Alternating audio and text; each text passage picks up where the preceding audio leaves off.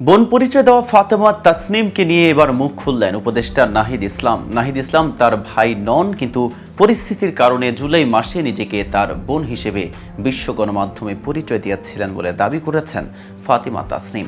ফাতিমা তাসনিম নামের একজন নারী কানাডায় বাংলাদেশ হাই কমিশনে চাকরি পেয়েছেন বলে একটি অনলাইন পোর্টালে খবর প্রকাশিত হলে তিনি অন্তর্বর্তীকালীন সরকারের উপদেষ্টা নাহিদ ইসলামের বোন হিসেবে নিয়োগ পেয়েছেন এমন গুজব সামাজিক যোগাযোগ মাধ্যমে ছড়িয়ে পড়ে।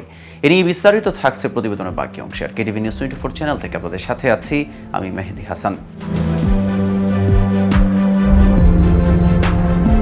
তাসনিম গুজবটি উড়িয়ে দিয়ে বলেন, বিদেশে চাকরি নয়, তিনি পটুয়াখালী থেকে নির্বাচনের প্রস্তুতি নিচ্ছেন।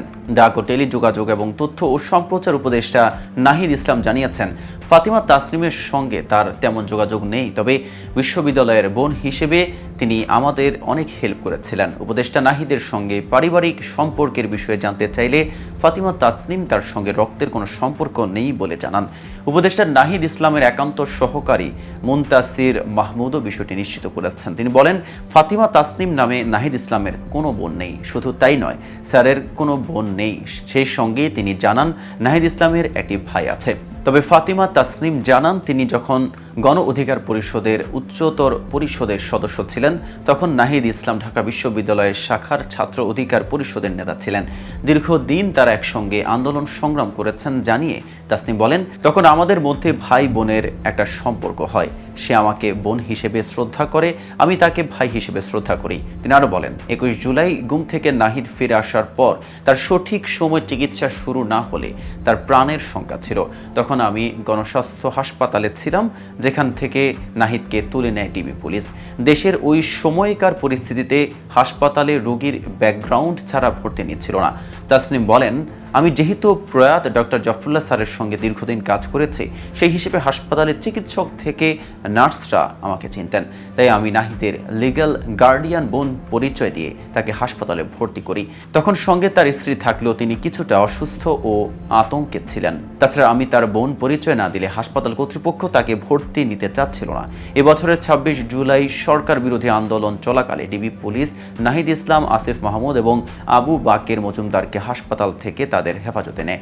সে সময় ফাতিমা তাসনিম নিজেকে নাহিদ ইসলামের বোন পরিচয় দিয়ে আল জাজিরা, AFP সহ আন্তর্জাতিক ও জাতীয় গণমাধ্যমে কথা বলেন। ফাতিমা তাসনিম বলেন, এই পরিস্থিতিতে আমার মনে হয়েছে নাহিদকে একবার তুলে নিয়ে নির্যাতন করে ছেড়ে দিয়েছে, এবার মনে হয় মেরে ফেলবে। এই অবস্থায় নিউজটি যদি গণমাধ্যমে না জানাই সব কিছু শেষ হয়ে যাবে। তখন তো দেশে একটা যুদ্ধ চলছিল, সেই যুদ্ধের যোদ্ধাকে বাঁচানোর জন্য নানা কৌশলের আশ্রয় নিতে হয়েছে। কারণ আমি চেয়েছি তারা বেঁচে থাকুক, তারা বেঁচে থাকলে আন্দোলনটা বেঁচে থাকবে। সেই অবস্থায় কি পরিচয়ে আমার বক্তব্য গিয়েছে সেটা মুখ্য বিষয় ছিল না।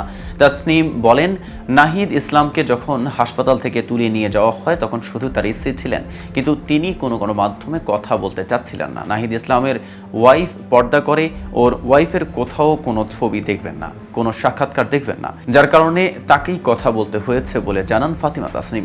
ডাক ও টেলিযোগাযোগ এবং তথ্য ও সম্প্রচার উপদেষ্টা নাহিদ ইসলাম বৃহস্পতিবার এক সংবাদ সম্মেলনে ফাতিমা তাসনিমের প্রসঙ্গে বলেছেন, কেউ যদি আমার বোন পরিচয় দেয় এটা প্রতিবাদ জানানোর বিষয় না, যদি এটা কোনো ইস্যু না হয়। তিনি বলেন, আমি যখন হাসপাতালে ছিলাম তখন একটা ক্রুশিয়াল মুহূর্তে আমরা ছিলাম। ফাতিমা তাসনিম আমাদের তখন হেল্প করছিলেন। আমি যতটা জানি উনি গণ অধিকার পরিষদের নেত্রী ছিলেন, আমাদের বিশ্ববিদ্যালয়ের পড়াশোনা করেছেন। সেই জায়গা থেকে বিশ্ববিদ্যালয়ের বোন হিসেবে তিনি তখন আমাদের অনেক হেল্প করেছেন। আমরা তখন নজর রাখার সময় পাইনি, খেয়াল করারও সময় পাইনি। ওনার সঙ্গে আগেও যোগাযোগ ছিল না, এরপর এত ব্যস্ততার মধ্যে এখনও যোগাযোগ হয়ে ওঠেনি। আজ পর্যন্তই। নিত্য নতুন সকল আপডেট পেতে কেটিভি নিউজ 24 এর সাথেই থাকুন।